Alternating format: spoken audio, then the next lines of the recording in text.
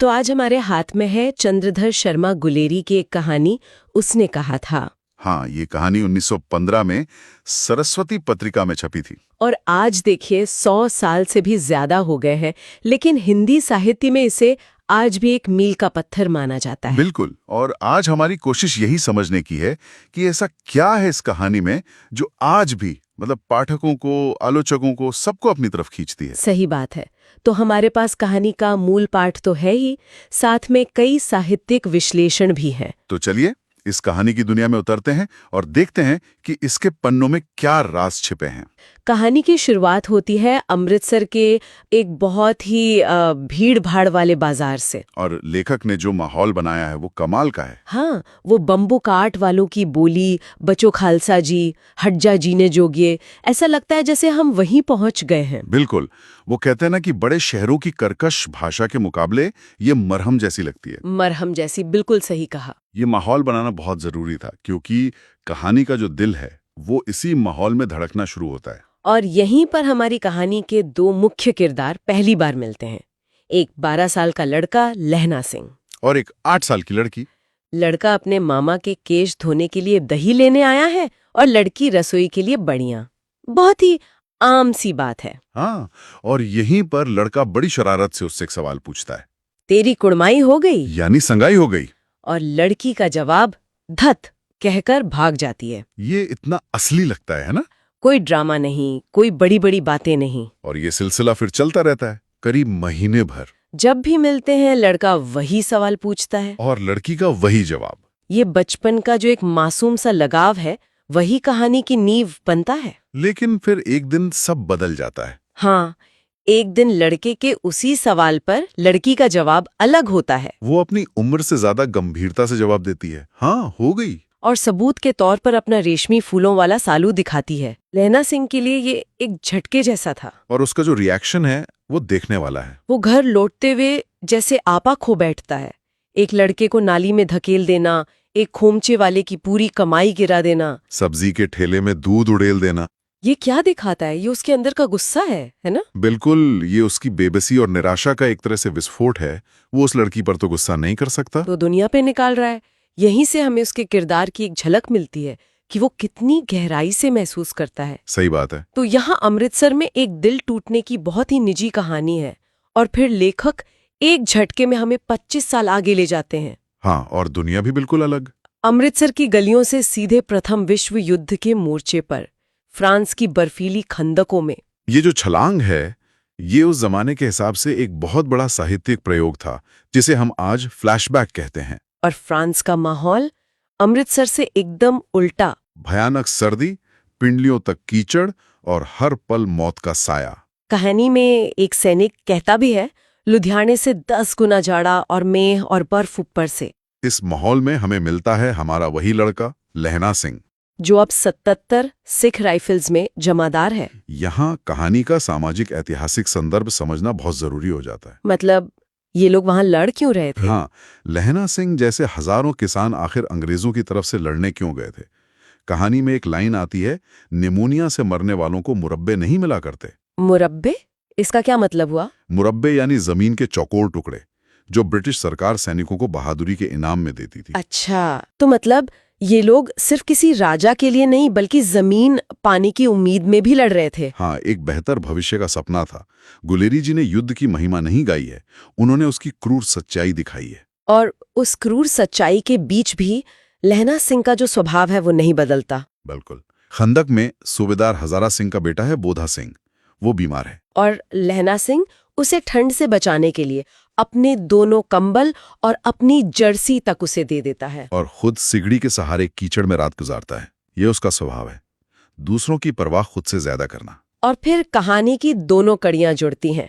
एक फ्लैशबैक आता है फौज पर जाने से ठीक पहले का। लहना सिंह सूबेदार हजारा सिंह के गांव से होकर गुजरता है और सूबेदार उसे अपने घर ले जाता है और कहता है कि उसकी पत्नी यानी सूबेदारनी उसे जानती है और मिलना चाहती है। लहना सिंह हैरान है कि वो सूबेदारनी को कैसे जान सकता है, लेकिन जब वो अंदर जाता है तो पहचान जाता है कि ये तो वही लड़की है। वही लड़की जिससे वो 25 साल पहले अमृतसर में मिला था। और वो मुलाकात, उफ, वो कहानी का दिल है सूबेदारनी उसे एक और भूली हुई बात याद दिलाती है। कि कैसे बचपन में लहना ने उसे एक बेकाबू तांगे से बचाया था। हाँ, और फिर वो रोते हुए अपना आंचल पसार कर उससे एक वचन मांगती है। वो कहती है, मेरे तो भाग फूट गए।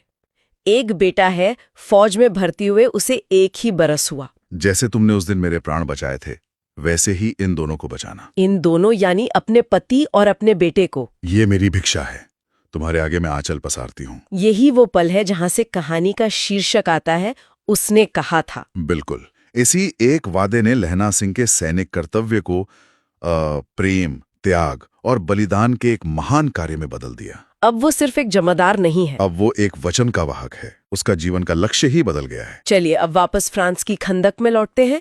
एक रात एक जर्मन अफसर आता है, अंग्रेज लेफ्टिनेंट साहब का भेष बदलकर, और वो सूबेदार को एक नकली हुक्म देकर टुकड़ी के साथ कहीं और भेज देता है। उसका प्लान साफ था, ज्यादातर सिखों को दूर भेजकर बचे हुए लोगों पर हमला करना और खंदक पर कब्जा कर लेना। लेकिन लहना सिंह की नजरें बहुत तेज हैं। हाँ, वो नकली अफसर की गड़बड़ियों को पकड़ लेता है। जैसे वो उसे सिगरेट पीने को कहता है, जबकि सिख तंबाकू नहीं पीते, और वो किताबी उर्दू बोलता है, और शिकार की झूठी कहानियां। हाँ, कि नीलगाय के सींग 2-2 फुट के होते हैं। लहना सिंह तुरंत समझ जाता है कि दाल में कुछ काला है। और यहाँ उसकी हाजिर जवाबी देखने लायक है। वो घबराता नहीं है बड़ी चालाकी से वजीरा सिंह को बेचकर सूबेदार को वापस बुलाता है और अकेले ही दुश्मन का सामना करने की तैयारी करता है। जब वजीरा सिंह करता है कि हम तो बस 8 लोग हैं, तो उसका जवाब देखिए। 8 नहीं, 10 लाख। एक एक अकालिया सिख 1.25 लाख के बराबर होता है। क्या आत्मविश्वास है! ये उस वक्त सिख रेजिमेंट के जज्बे को दिखाता है। और फिर लड़ाई शुरू हो जाती है। नकली अफसर लहना की जांघ में गोली मारता है, पर लहना उसे मार गिराता है। पर तभी 70 जर्मन सैनिक खंदक पर धावा बोल देते हैं, और लहना सिंह अपने 8 साथियों के साथ उनका मुकाबला करता है। और ठीक मौके पर सूबेदार हजारा सिंह की टुकड़ी वापस आ जाती है। वाहे गुरु जी की फतेह, वाहे गुरु जी का खालसा की जयकारे गूंजते हैं। और जर्मन सैनिक 2 पाटों के बीच में फंस जाते हैं। सिख जंग जीत जाते हैं, लेकिन इस लड़ाई में लहना सिंह की पसली में एक और गहरी गोली लग चुकी है। और वो ये बात सबसे छिपा लेता है। अपने घाव पर गीली मिट्टी लगाकर साफा कसकर बांध लेता है, ताकि किसी को पता न चले। क्यों? क्योंकि उसका मिशन अभी पूरा नहीं हुआ है। उसका दर्द, उसकी चोट, उसके वचन के सामने छोटी है। उसे ये पक्का करना है कि सूबेदार और बोधा सिंह सुरक्षित रहें। और जब घायलों को ले जाने के लिए गाड़ियां आती हैं, लहना सिंह, जो खुद मरने की हालत में है, जिद करके घायल बोधा सिंह और सूबेदार हजारा सिंह को गाड़ी में बिठा देता है। सूबेदार उसे छोड़कर जाना नहीं चाहता, पर लहना उससे सूबेदारनी की सौगंध देता है। यह त्याग की पराकाष्ठा है। वो उन्हें सुरक्षित भेज रहा है, ये जानते हुए कि शायद वो खुद सुबह नहीं देख पाएगा। और जाते जाते वो सूबेदार से अपना अंतिम संदेश कहता है। जब घर जाओ तो सूबेदारनी से कह देना कि जो मुझसे उसने कहा था वो मैंने कर दिया। एक बहुत ही साधारण वाक्य है, लेकिन इसमें भावनाओं का एक पूरा समंदर छिपा है। ये निस्वार्थ प्रेम का चरम है। लहना सिंह का प्यार कुछ पाने का नहीं है, उसका प्यार उस वादे को निभाने में है, चाहे उसकी कोई भी कीमत चुकानी पड़े। उसे बदले में कुछ नहीं चाहिए, बस एक संतुष्टि की उसने अपना वचन पूरा किया। और फिर वजीरा सिंह की गोद में लहना सिंह दम तोड़ देता है। मरते हुए उसकी यादें फिर से अमृतसर के उसी बाजार में लौट जाती हैं। हाँ, उसकी आंखों के सामने युद्ध का मैदान नहीं, बल्कि अमृतसर का वही बाजार घूम जाता है। वही 8 साल की लड़की, वही सवाल, तेरी कुड़माई हो गई। उसका जीवन जहां से शुरू हुआ था, एक तरह से वहीं आकर खत्म होता है। ये दिखाता है कि उसकी पूरी जिंदगी का केंद्र बिंदु, उसकी सबसे कीमती याद, वही एक मुलाकात थी। युद्ध, बहादुरी, जमादारी, ये सब उसके लिए बाहरी चीजें थीं। अंदर से वो आज भी वही 12 साल का लड़का था। और कहानी का अंत, वो तो दिल पर चोट करता है। हाँ, अखबार की वो छोटी सी खबर। फ्रांस और बेल्जियम 68वीं सूची, मैदान में घावों से मरा, नंबर 77, सिख राइफल्स जमादार लहना सिंह। एक इंसान का इतना बड़ा बलिदान, उसकी पूरी कहानी सरकार के लिए बस एक नंबर, एक आंकड़ा बन के रह जाती है। और यही युद्ध की सबसे बड़ी त्रासदी है। ये व्यक्तिगत कहानियों को निगल जाता है। लहना का बलिदान व्यक्तिगत स्तर पर महान है, लेकिन युद्ध के बड़े परिप्रेक्ष्य में वो सिर्फ एक नंबर है। तो उसने कहा था, सिर्फ एक प्रेम कहानी नहीं है, यह प्रेम, कर्तव्य, त्याग और युद्ध की कठोर वास्तविकता की कहानी है। बिल्कुल, और अपनी मनोवैज्ञानिक गहराई और नवीन शिल्प के कारण ये आज भी उतनी ही प्रासंगिक है। यह कहानी एक और सवाल भी तो उठाती है ना? हाँ, कि लहना सिंह जैसे हजारों भारतीय सैनिक एक ऐसे युद्ध में अपनी जान दे रहे थे जो उनका अपना नहीं था। वे एक साम्राज्य के लिए लड़ रहे थे जिसने उनके अपने देश पर कब्जा किया हुआ था। इसमें एक गहरी विडंबना छिपी है। सही कहा।